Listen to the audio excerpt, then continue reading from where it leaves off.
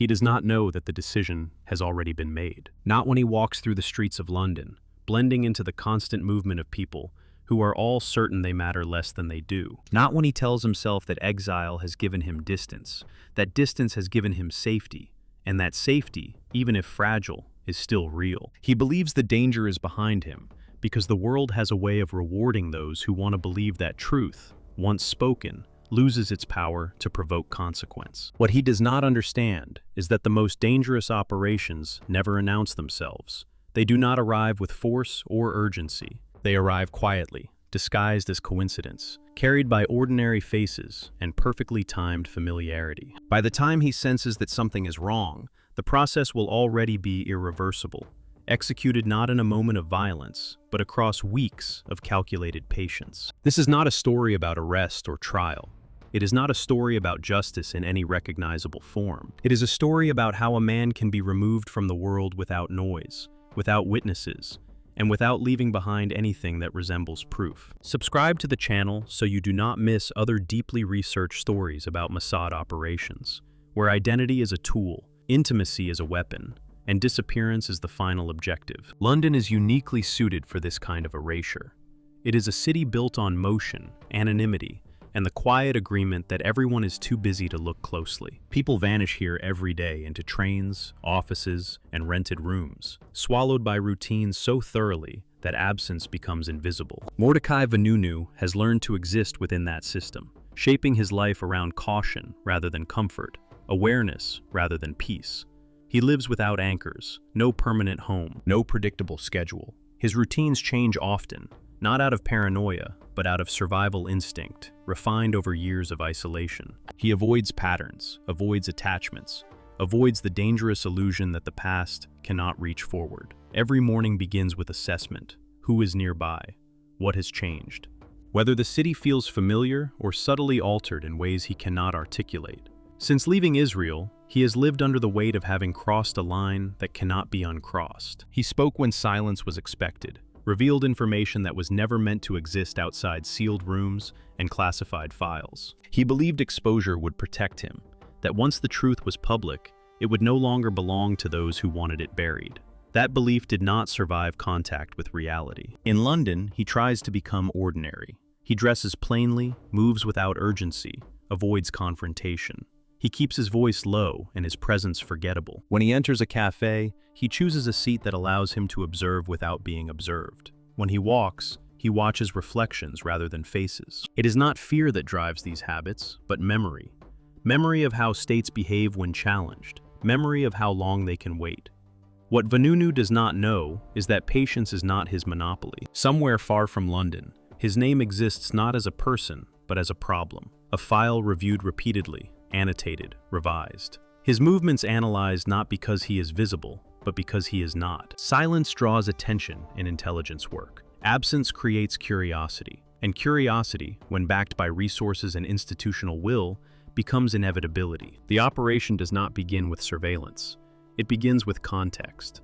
Analysts reconstruct his psychology, his loneliness, his patterns of trust. They identify the most important factor, not as ideology, but as fatigue. Years of isolation have worn down his resistance to connection. He does not seek companionship recklessly, but he is vulnerable to normalcy, to moments that feel unscripted and human. That vulnerability becomes the point of entry. She appears without ceremony, no dramatic introduction, no obvious significance, just another presence in a city full of them. An American tourist by presentation, confident without arrogance, curious without intrusion. Someone who asks nothing directly and offers no pressure. Someone who understands that the fastest way to earn trust is to make the other person believe they are in control. Their interactions are deliberately unremarkable, short encounters, shared spaces, casual familiarity that grows not through intensity, but through repetition. She never pushes for information, never asks questions that require defense. She allows silence, allows distance, allows him to define the boundaries while quietly ensuring those boundaries shift over time. This is not seduction in the cinematic sense. It is psychological alignment. The careful creation of a dynamic in which resistance feels unnecessary and caution feels excessive. She becomes part of the environment rather than an intrusion into it. And that is what makes her effective. Vanunu begins to relax in small, incremental ways. He lingers longer. He speaks more freely about abstract ideas, about displacement, about how exile reshapes identity. He convinces himself that these conversations are harmless, that sharing emotion is not the same as sharing information. He forgets that intelligence operations are not built on secrets alone, but on access. The suggestion of travel arrives naturally, almost accidentally, a mention of Rome. A city framed not as an escape, but as a pause.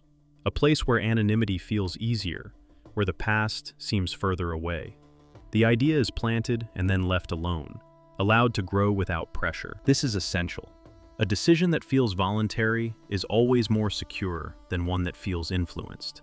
By the time Vanunu agrees, he believes the choice is his. The logistics are handled seamlessly. Tickets appear.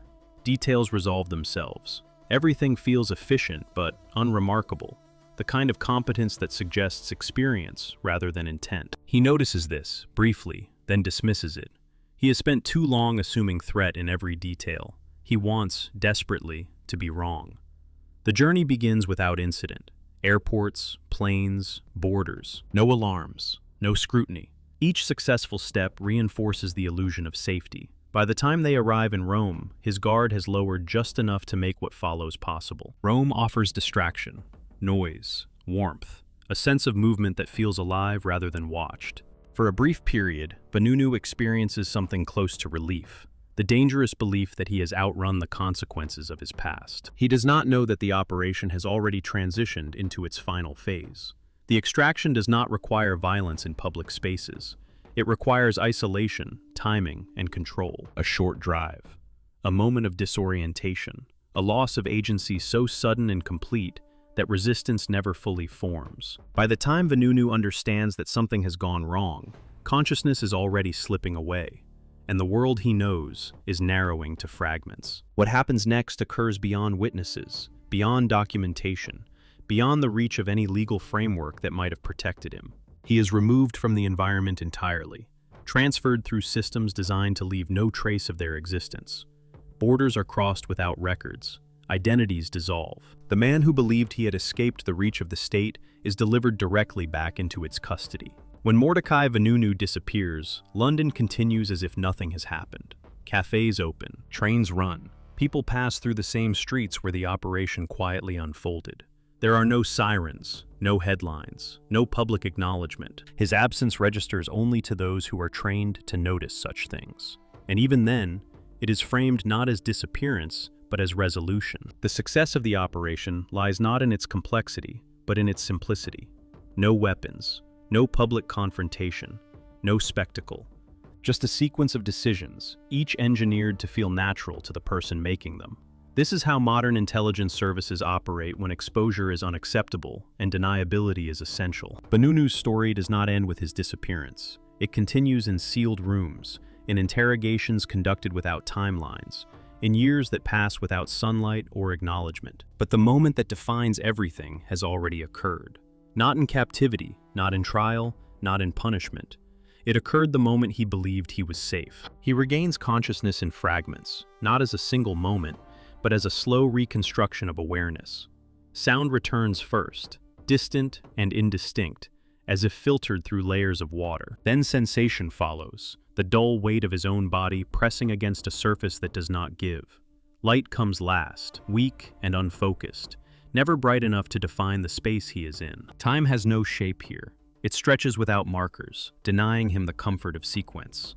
The room is deliberately ordinary. No chains, no visible restraints, no instruments that announce their purpose. This absence is not mercy, it is methodology. Environments like this are designed to strip context, to remove cues that might allow the mind to orient itself. When a person cannot measure time, cannot identify location, cannot predict the next moment, resistance weakens on its own.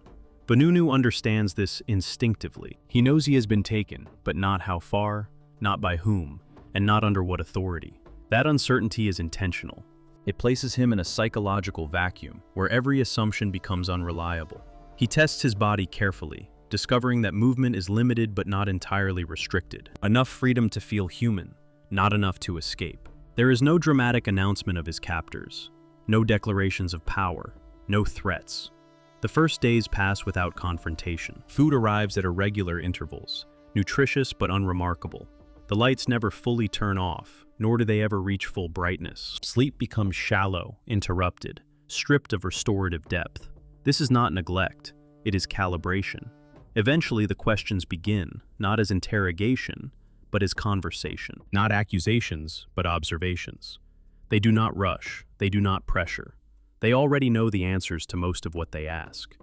The purpose is not information gathering, it is psychological mapping.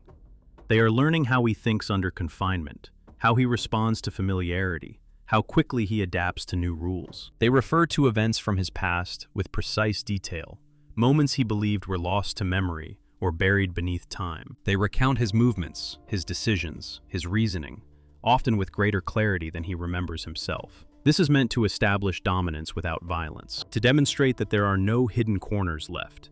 Vanunu realizes that this is not punishment, it is containment.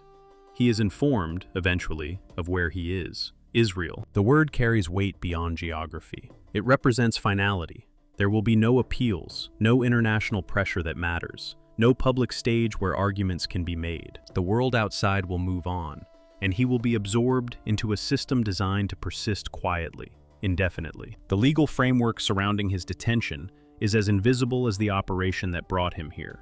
Emergency regulations, national security exemptions, closed proceedings, language crafted to sound procedural rather than absolute. He is not formally accused in the way civilians understand accusation. He is categorized. This categorization allows the state to proceed without the friction of accountability. He exists within a legal architecture that prioritizes silence over transparency. Trials occur without spectators. Sentences extend without clocks. The goal is not correction, but erasure from relevance. In the early stages, Vanunu attempts to assert identity. He insists on the principles that motivated him, on the belief that exposure was necessary, that truth held intrinsic value. These assertions are not challenged directly, they are simply ignored. Ideology is irrelevant here. Only outcomes matter. Over time, his world contracts further. Contact is restricted. Information from outside is filtered, delayed, sometimes fabricated. He learns quickly that reality here is not something he can verify. It is something that is presented to him selectively, as needed. This uncertainty corrodes conviction more effectively than confrontation ever could. Years pass in this manner, though time loses meaning without reference points. Seasons change beyond walls he cannot see. Governments rise and fall. Conflicts escalate and resolve. He remains static, preserved in a state of controlled relevance. Too important to release, too dangerous to forget. Outside, his name resurfaces periodically, usually when it serves a political purpose. Advocacy groups invoke him as a symbol. Officials dismiss him as a closed case. Each narrative simplifies what cannot be fully explained. The truth of his situation exists only in fragments, scattered across classified files and redacted transcripts. Within the intelligence community, the operation is considered a success, not because of spectacle, but because of containment. A leak sealed, a precedent reinforced. The message travels quietly through institutional memory. Disclosure will be punished, regardless of distance or delay. There is no statute of limitations on perceived betrayal. The woman who facilitated his capture disappears from all records that ever linked her to him. Her identity dissolves into administrative silence. She moves on to other assignments, other roles, other lives. This is not cruelty, it is efficiency. Individuals are interchangeable within systems built to persist beyond any single participant. Vanunu is eventually sentenced in proceedings that occur largely out of public view. The language is formal, restrained, sanitized.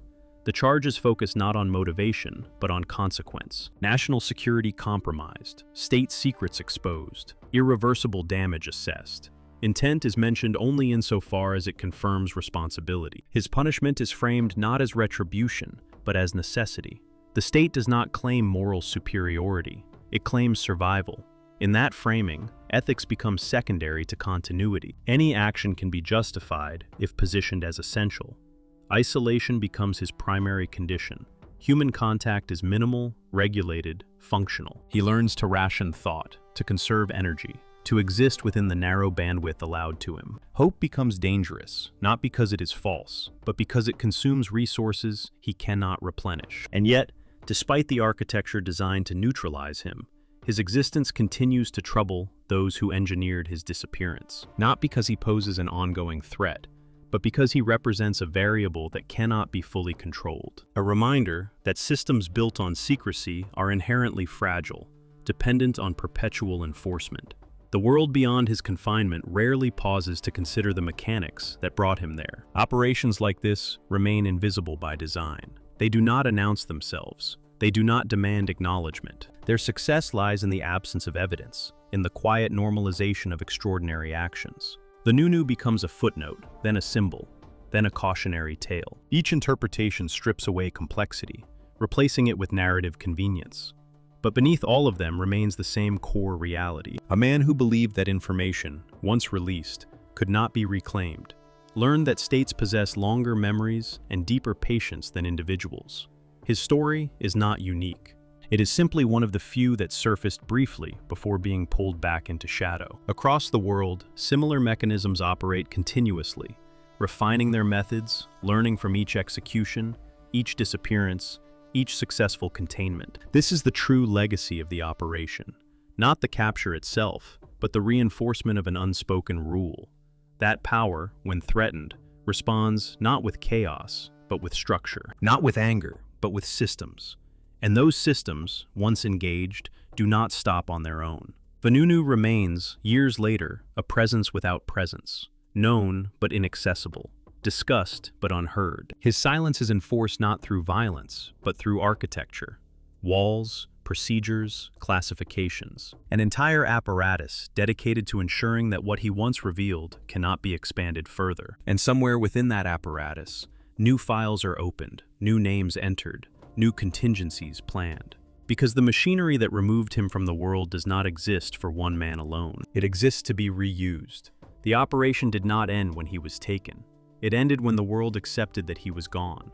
Time inside confinement does not move forward, it settles. For Vanunu, the days do not accumulate into months, and months do not resolve into years. They stack unevenly, compressing some memories while stretching others into endless repetition. Without external reference points, the mind begins to reorder reality, assigning significance not to events, but to sensations.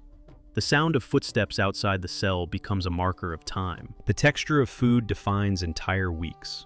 A change in light intensity signals transitions more reliably than any calendar ever could. This environment is not accidental. It is engineered to erode continuity. The human psyche depends on narrative, on the ability to place oneself within a story that has a past, a present, and a future. Remove that structure, and identity begins to dissolve. Vanunu feels this erosion slowly, almost imperceptibly. At first, he resists by rehearsing memories, replaying conversations, reconstructing moments from his former life with obsessive precision. He fears forgetting more than confinement itself. Forgetting would mean surrender, but memory is not static. Under pressure, it reshapes itself. Details blur, chronology distorts. Events that once felt solid become impressionistic, stripped of certainty. Faces lose sharpness, names detach from emotions. He realizes with quiet alarm that some memories now feel secondhand, as if he is recalling stories rather than experiences. This is the most dangerous stage, the point at which isolation begins to rewrite internal reality. His captors understand this process intimately. They do not intervene, they wait. Occasionally, new information is introduced deliberately, fragments from the outside world, delivered without context. News headlines months out of date, references to geopolitical events he cannot place temporally. These injections serve a specific purpose. They destabilize any internal timeline he attempts to construct. He can never be sure whether what he hears is recent, outdated, or fabricated entirely. Uncertainty becomes permanent. Within the intelligence infrastructure that governs his confinement, Vanunu is no longer an active subject of interest. The extraction phase has concluded. The containment phase is stable. Analysts rarely revisit his file, except during periodic reviews designed to confirm that nothing has changed. Stability, in this context, is defined as silence. He is permitted limited writing, heavily monitored. Pages are reviewed, redacted, sometimes withheld entirely. The act of writing becomes ritual rather than communication. He writes not to be read, but to assert existence.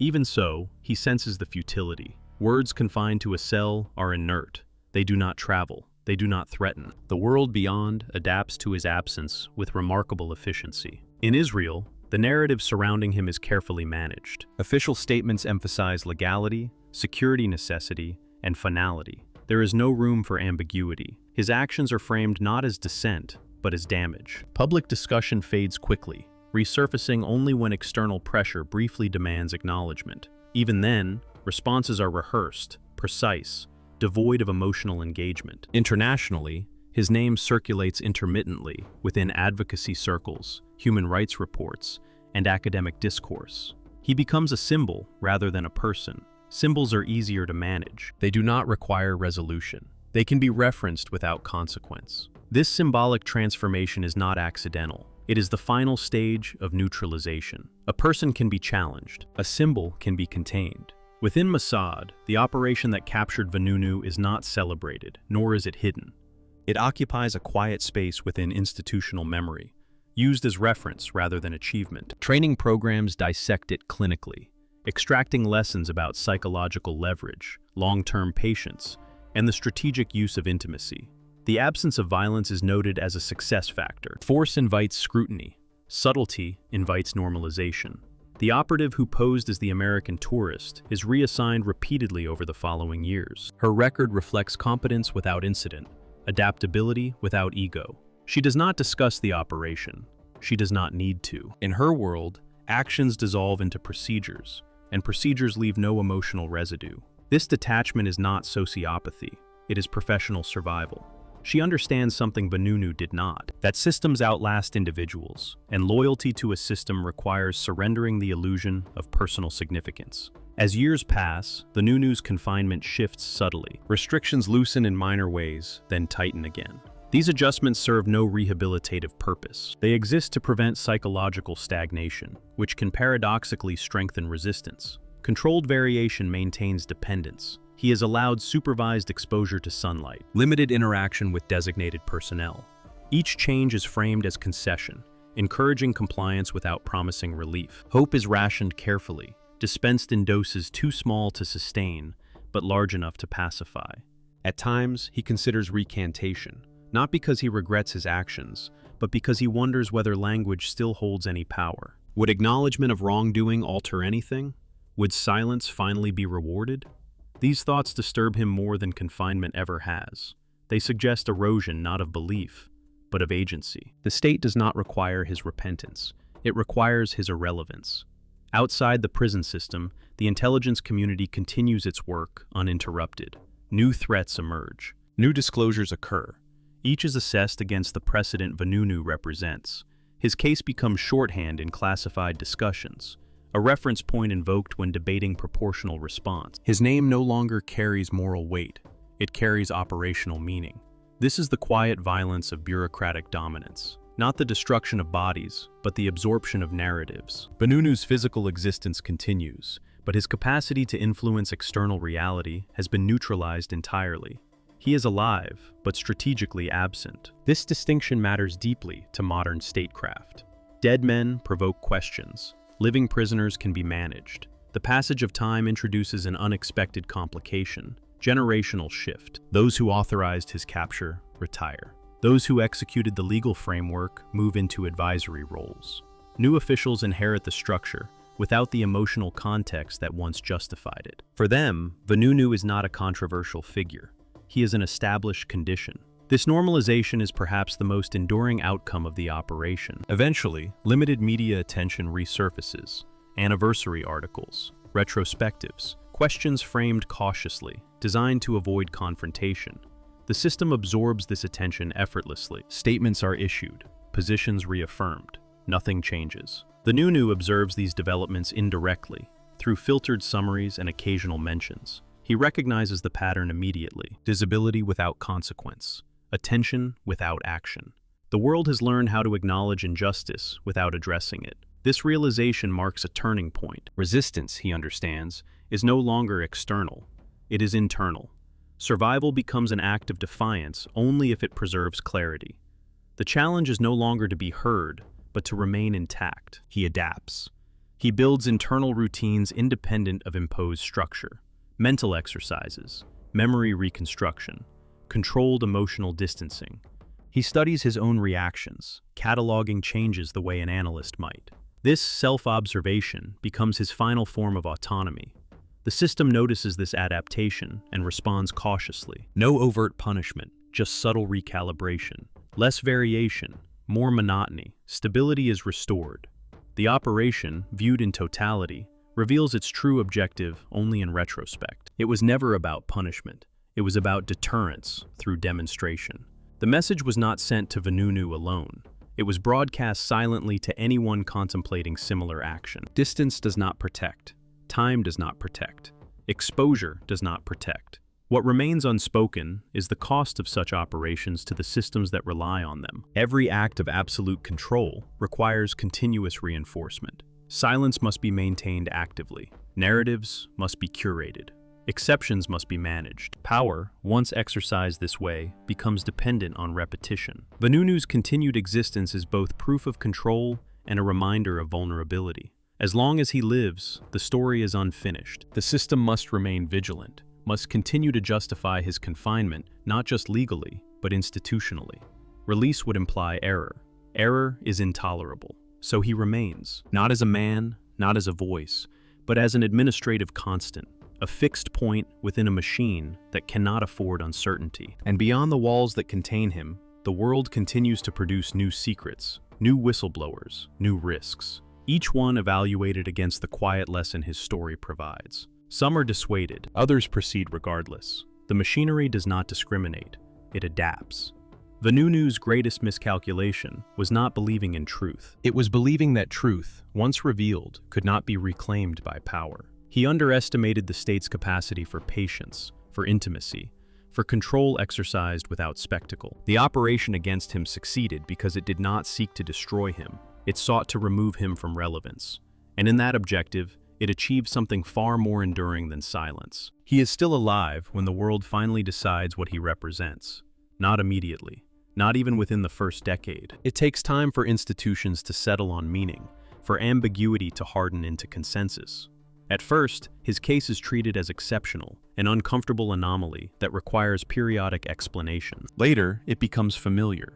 Eventually, it becomes instructional. By then, the man at the center of it no longer matters in any practical sense. Vanunu understands this shift long before it is visible from the outside. He feels it in the way procedures simplify, in the way oversight becomes routine rather than urgent, in the absence of debate among those who manage his confinement. The system no longer reacts to him, it simply maintains him. This is how relevance ends, not with condemnation, but with indifference. The architecture around him grows heavier with time, not because it changes, but because it calcifies. Rules become habits, habits become tradition, tradition becomes justification. Every layer adds distance between cause and effect, until no one can identify who is responsible for what exists. Accountability dissolves into process. This is how permanence is manufactured. Beyond the walls, the geopolitical landscape shifts repeatedly. Alliances strain and realign. New conflicts rise into focus, displacing old ones. The urgency that once surrounded nuclear secrecy fades into historical context, discussed in academic language rather than strategic alarms. Yet the infrastructure built to enforce silence remains fully operational, ready to be applied again. Vanunu's continued confinement is explained through continuity rather than necessity. He remains imprisoned, not because he is dangerous, but because releasing him would disrupt the narrative that justified his capture. Stability requires consistency. Reversal implies doubt. Doubt is corrosive to authority. So the story remains frozen. Human rights organizations continue to raise his name, though with diminishing frequency. Their reports become more measured over time, acknowledging constraints, balancing criticism with diplomacy. Each iteration loses some of its urgency. Moral outrage does not survive prolonged exposure to bureaucracy. It becomes background noise. Vanunu reads about these efforts in fragments. He recognizes the language immediately. Carefully calibrated concern. Appeals framed to avoid alienation. The same tone he once used himself when he believed persuasion was possible. He no longer resents it. He understands it too well. The system has outlasted the moment. Inside Mossad and allied intelligence agencies, the operation against Vanunu is no longer studied as a controversy. It is examined as a case study in long-term containment. Analysts focus on the patience demonstrated, the psychological profiling, the successful use of nonviolent leverage. The lesson is clear. The most effective operations are those that never escalate, never provoke, never demand attention. Visibility is a liability. The operative who initiated contact with Vanunu eventually leaves active service. Her departure is unremarkable. No ceremony, no acknowledgement. She transitions into a civilian life that bears no visible connection to her past. This is not an oversight. It is a feature. Continuity depends on anonymity, even after service ends. She does not think of Vanunu often. When she does, it is not with guilt or pride, but with abstraction. He exists in her memory as a completed task, one operation among many, defined by its efficiency rather than its outcome. This emotional distancing is essential. To dwell would introduce friction into a system that requires smooth internal movement. The Nunu, by contrast, has nothing but time to dwell. He reaches a stage where anger loses its intensity. Sustained outrage requires energy, and energy becomes a scarce resource in prolonged confinement. In its place emerges a quieter, more dangerous emotion: clarity. He no longer seeks vindication. He seeks understanding, not of what was done to him, but of why it worked so well. He reconstructs the operation backward, mapping each psychological lever that was applied: the gradual trust, the illusion of choice, the absence of force. He recognizes the elegance of it with reluctant admiration, not because he approves, but because he understands that elegance is what made resistance impossible. This realization does not break him. It hardens him. His internal resistance evolves from protest to preservation. He no longer tries to be heard. He tries to remain whole. He limits emotional exposure, controls expectation, and treats each day as a contained system. In this, he mirrors the very logic used against him: survival through structure. Irony becomes unavoidable. Years later, a generation emerges that knows his name only vaguely. Students encounter it in footnotes, framed within broader discussions of nuclear proliferation and whistleblowing ethics. The emotional charge has dissipated. Debate replaces outrage. Distance replaces urgency. This is the final victory of the system, not silence, but normalization. The machinery that captured Vanunu continues to operate globally, refining its methods, updating its tools, adapting to new technologies. Surveillance becomes more sophisticated, psychological profiling more precise. The fundamental principle remains unchanged. Problems are not eliminated through confrontation. They are neutralized through control. Occasionally, operations fail. Exposure occurs. Scandals erupt. These moments generate temporary disruption, calls for reform, promises of restraint. But the underlying architecture remains intact. It adapts rather than collapses. Failure becomes data. Vanunu's case is cited quietly during these moments, often indirectly, a reminder of how restraint and patience can avoid unwanted consequences. His silence is treated as proof of success. The paradox is unavoidable. By surviving, he validates the system that confines him. By being alive, he reinforces the logic that made his capture preferable to his death. His existence becomes evidence in support of the very structure that erased his influence. He understands this, and it troubles him deeply. In rare moments of introspection, he considers whether disappearance would have been easier, whether death would have preserved meaning more effectively than survival. But these thoughts remain fleeting. He does not romanticize martyrdom. He understands that systems can absorb death as easily as silence. What they cannot absorb is unpredictability. And yet, unpredictability is precisely what prolonged confinement is designed to eliminate. The world outside continues its cycle of revelation and repression. New individuals come forward with information they believe must be known. Some are celebrated briefly, others are discredited. A few are quietly removed from relevance. Each case differs in detail, but the underlying pattern remains consistent. Vanunu watches these patterns unfold from afar, assembling a grim taxonomy of outcomes. Exposure leads not to resolution, but to management. Truth does not destabilize power. It triggers adaptation. This is the lesson no one wants to hear. The final years of his confinement are marked not by escalation, but by stasis. His routines are fixed, his environment predictable. The system has achieved equilibrium. He poses no threat. He requires no intervention. He exists in a controlled loop. From an administrative perspective, this is ideal. From a human perspective, it is absolute negation. And yet, even here, something persists. Not hope in the traditional sense, not expectation, but awareness, an understanding of the mechanisms that shape modern power, a clarity sharpened by years of enforced observation. Vanunu's story ends not with redemption or release, but with comprehension. He sees now that the operation against him was never personal. It was procedural. He was not punished for what he believed, but for what he disrupted. Systems do not respond to morality. They respond to threat. The true power of the operation lay not in its execution, but in its aftermath, in the way it demonstrated that exposure does not end control. It provokes refinement. That truth, once spoken, does not travel freely. It is captured, contextualized, and neutralized. This is the reality beneath the narrative of national security.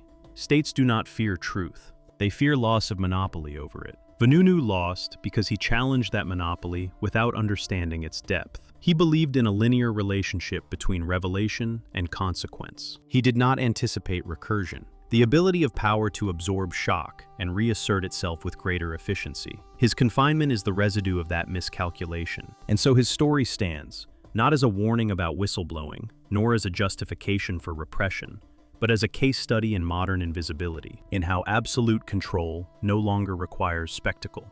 It requires systems that operate quietly, continuously, and without need for validation. The operation against Mordechai Vanunu succeeded because it did not end with his capture. It continues every day he remains irrelevant. That is the final achievement. Not silence, but permanence.